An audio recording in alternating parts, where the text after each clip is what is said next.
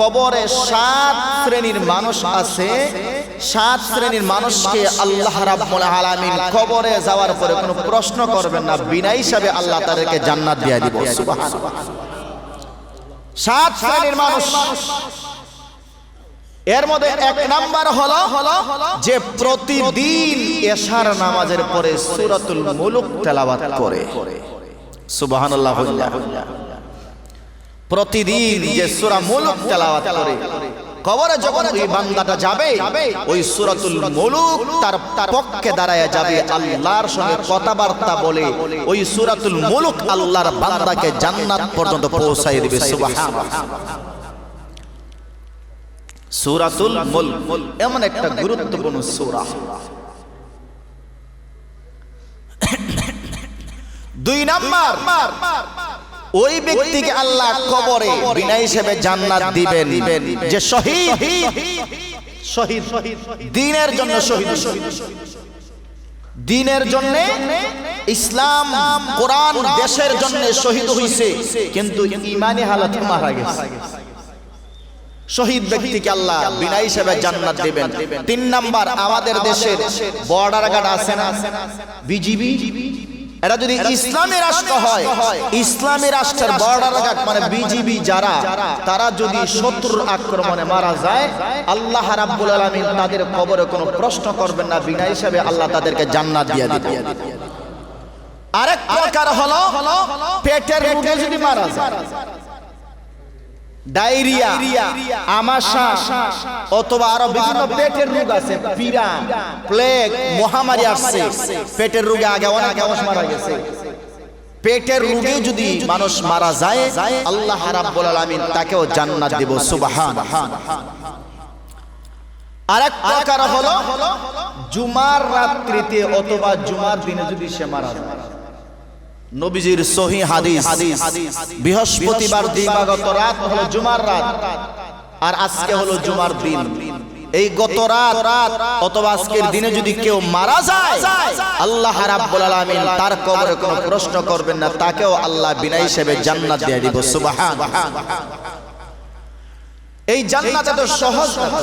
এই জান্নাত কামাইতে গেলে শুধু শুক্রবারে মরণ হইলেই আমি জান্নাত পাইবো, কত বেদিন কাটালাম, তাদেরকে আল্লাহ জান্নাত দিবেন না। নাস্তিক, মুরতাদ, কত ঈমান হারা মানুষ মরতেছে শুক্রবারে, তাদেরকে আল্লাহ জান্নাত দিবেন। হ্যাঁ, শুক্রবার আপনি মারা যাবেন, তবে শর্ত আছে, আপনার ঈমান থাকতে হবে, নেক আমলওয়ালা হতে হবে। আপনি 12 মাস 13 বছর গেছে, নামাজের সাথে কোনো সম্পর্কই নাই, কিন্তু হঠাৎ করে আপনি শুক্রবারে মারা গেছেন, কি হইল? হ্যাঁ, শর্ত আছে, শুধু শুক্রবারে মরলেই হবে না, আমলওয়ালা হতে হবে, আপনার ঈমান থাকতে হবে। আল্লাহ আপনাকে শুক্রবারে মারা গেলে আল্লাহ আপনাকে জান্নাত দেব। সুবহানাল্লাহ। স্বপ্নের কথা বলছিলাম, 3 নাম্বার স্বপ্ন হলো আপনি যদি ঘন ঘন ওই স্বপ্ন দেখেন যে আপনার একটা পাখি আছে অথবা একটা পোষা প্রাণী আছে, হঠাৎ করে আপনার হাত থেকে পোষা প্রাণীটা চলে গেছে, পাখিটা চলে গেছে, এর দ্বারা আপনি বুঝে নেবেন আপনার ভিতরে তো একটা প্রাণ পাখি আছে না নাই, আমার ভিতরে আছে না নাই। এর দ্বারা বুঝে নেবেন যে হঠাৎ করে একটা সময় আমার ভিতর থেকে আমার প্রাণ পাখিটা বের হয়ে যাইতে পারে। আপনি তাড়াতাড়ি আপনি নেক আমলের প্রতি বেশি মনোযোগী হতে হবে, নেক আমলের প্রতি বেশি আপনার মনোনিবেশ আপনি দিতে হবে। কাজেই এই স্বপ্ন দেখার উদ্দেশ্য হলো, আল্লাহর পয়গম্বর বলেছেন, এরকম স্বপ্ন যদি আপনারা দেখেন বুঝবেন এই দুনিয়াতে আপনি আর বেশি দিন বাঁচবেন না। কাজে তাড়াতাড়ি যতটুকু পারা যায় আপনার মতো আল্লাহকে চেনার দরকার, নেক আমল তাড়াতাড়ি বেশি বেশি করে করার দরকার। সুবহানাল্লাহ। আল্লাহ রাব্বুল আলামিন এই আয়াত আমাদেরকে আল্লাহ দিলেন, পয়গম্বর আরবি সাল্লাল্লাহু আলাইহি ওয়াসাল্লামের কাছে আল্লাহ এই আয়াত নাজিল করলেন। এই আয়াতের মধ্যে আল্লাহ রাব্বুল আলামিন মুমিন বান্দা বান্দির জন্য একটা সুসংবাদ আল্লাহ দিয়েছেন। সুবহানাল্লাহ। আপনি দুনিয়াতে থাকাকালীন অবস্থায় আপনি যে যাই করেন না কেন, আমরা যতটুকুই ভাবি না কেন, আমাদের কিন্তু শেষ একটা যাওয়ার একটা জায়গা আছে। আমরা দুনিয়াতে এই হায়াত নামক মহা দৌলতকে আমরা যে যতটুকুই ভাবি না কেন যে আমি এন হয়ে গেছি তেন হয়ে গেছি, কিন্তু না, আমার একটা সময় আসবে এই দুনিয়া ছাড়িয়ে আমাকে যাইতেই হবে। এটা 100 বার আপনাকে যাইতেই হবে। যাওয়ার জন্য আপনি রেডি থাকেন অথবা না থাকেন, আজরাইল কিন্তু আপনার কাছে সময় মতো হাজিরা দিবে। হ্যাঁ, এই হাজিরাটা আজরাইল আপনাকে জানায় দিবে না যে আমি কখন আসতেছি। হ্যাঁ, তবে কিছু আলামত আপনার চোখের সামনে বাঁচতে পারে, কিছু আলামত আপনার চোখের সামনে বাঁচতে পারে। আমরা সচরাচর প্রায় সময় বলি আপনার মৃত্যু যখন কাছাকাছি চলে আসবে, দেখবেন আপনি প্রায় সময় বেশি বেশি আপনি স্বপ্নে দেখবেন আপনার বাবা, আপনার দাদা, আপনার মা, আপনার নানা, আপনার নানি, আপনার শ্বশুর শাশুড়ি যারা মারা গেছে, দুনিয়া থেকে যারা চলে গেছে, বেশি বেশি আপনি দেখবেন তাদেরকে আপনি স্বপ্ন দেখবেন। যখন আপনি বেশি বেশি মৃত মানুষকে স্বপ্ন দেখবেন, আপনার বাবা, আপনার দাদা, আপনার মা, তখন আপনি মনে মনে বুঝে নেবেন যে এই দুনিয়াতে আমার আর বেশি দিন থাকার সময় নাই। এটা একটা সিগন্যাল। মৃত বাবা মা আত্মীয় স্বজনকে দেখলে আপনি বুঝে নেবেন, এটা হাদিস থেকে বলতেছি, আপনি বুঝে নেবেন যে আপনি বেশি দিন এই দুনিয়াতে আর থাকবেন না। মানে এর দ্বারা আপনার বাবা, আপনার আত্মীয় স্বজন বুঝাইলেন যে আপনি তাড়াতাড়ি নিজের ঈমান আমল পরিশুদ্ধ করেন, আপনার যাওয়ার একেবারে সময় কাছাকাছি। 2 নাম্বার, আপনি সফর করছেন, আপনি এক দেশ থেকে আরেক দেশ যাইতেছেন, আপনি ঘন ঘন দেখতেছেন আমি এক দেশ থেকে আরেক দেশ যাইতেছি, এক জায়গা থেকে আরেক জায়গায় যাইতেছি। এই ধরনের স্বপ্ন যদি আপনি বেশি বেশি দেখেন, তখন আপনি বুঝে নেবেন যে না, এই দুনিয়ার জিন্দেগিতে আমার আর বেশি সময় নাই, আমার সময় একেবারে কাছাকাছি। কাজে যতটুকু আমি পারি নেক আমল আমি আমার অর্জন করি, আমার পুঁজি একটু বাড়াই, কবরের সামান একটু বাড়াই, কারণ এই কবরে আল্লাহ ছাড়া আর কেউ আমাদের সাথী হবে না। এই কবরে আল্লাহ ছাড়া কেউ আমার সাথী হবে না। তবে হ্যাঁ, এই কবরে আমাদের সাথী হবে আল্লাহর পয়গম্বর সাল্লাল্লাহু আলাইহি ওয়াসাল্লাম কোরআনে কারীমের মধ্যে, হাদিসের মধ্যে নবীজি বলেছেন যে কবরে 7 শ্রেণীর মানুষ আছে। 7 শ্রেণীর মানুষকে আল্লাহ রাব্বুল আলামিন কবরে যাওয়ার পরে কোনো প্রশ্ন করবেন না, বিনা হিসাবে আল্লাহ তাদেরকে জান্নাত দিয়ে দিবেন। সুবহানাল্লাহ। 7 শ্রেণীর মানুষ, এর মধ্যে 1 নাম্বার হলো যে প্রতিদিন এশার নামাজের পরে সূরাতুল মুলক তেলাওয়াত করে। সুবহানাল্লাহ।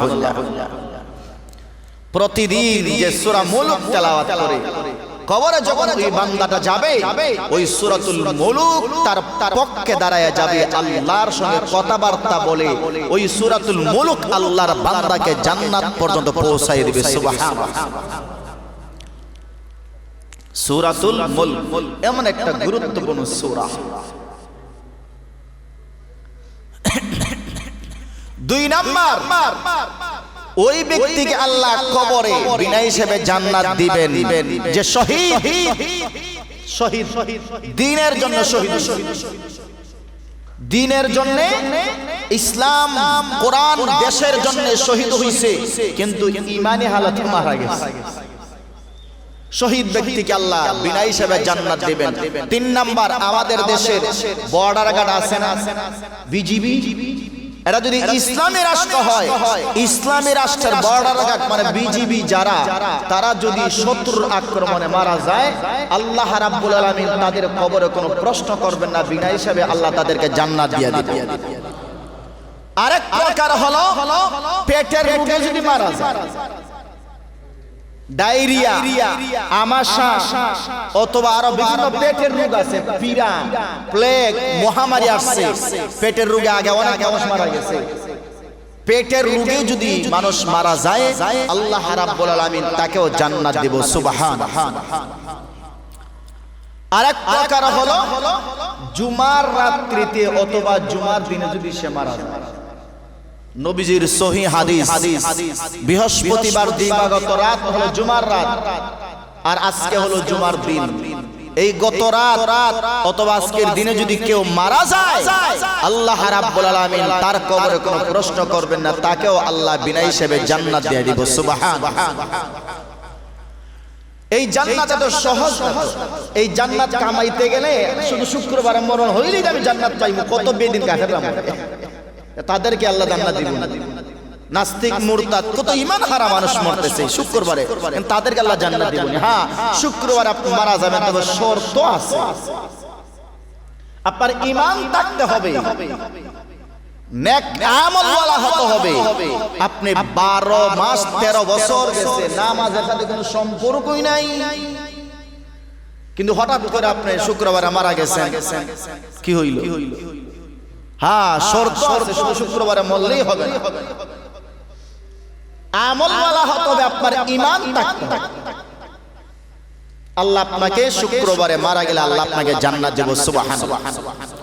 স্বপ্নের কথা বলছিলাম, 3 নাম্বার স্বপ্ন হলো আপনি যদি ঘন ঘন ওই স্বপ্ন দেখেন যে আপনার একটা পাখি আছে অথবা একটা পোষা প্রাণী আছে, হঠাৎ করে আপনার হাত থেকে পোষা প্রাণীটা চলে গেছে, পাখিটা চলে গেছে, এর দ্বারা আপনি বুঝে নেবেন আপনার ভিতরে তো একটা প্রাণ পাখি আছে না নাই, আমার ভিতরে আছে না নাই। এর দ্বারা বুঝে নেবেন যে হঠাৎ করে একটা সময় আমার ভিতর থেকে আমার প্রাণ পাখিটা বের হয়ে যাইতে পারে। আপনি তাড়াতাড়ি আপনি নেক আমলের প্রতি বেশি মনোযোগী হতে হবে, নেক আমলের প্রতি বেশি আপনার মনোনিবেশ আপনি দিতে হবে। কাজেই এই স্বপ্নে দেখার উদ্দেশ্য হলো, আল্লাহর পয়গম্বর বলেছেন এরকম স্বপ্ন যদি আপনারা দেখেন বুঝবেন এই দুনিয়াতে আপনি আর বেশি দিন বাঁচবেন না। কাজে তাড়াতাড়ি যতটুকু পারা যায় আপনার মতো আল্লাহকে চিনার দরকার, নেক আমল তাড়াতাড়ি বেশি বেশি করে করার দরকার। সুবহানাল্লাহ।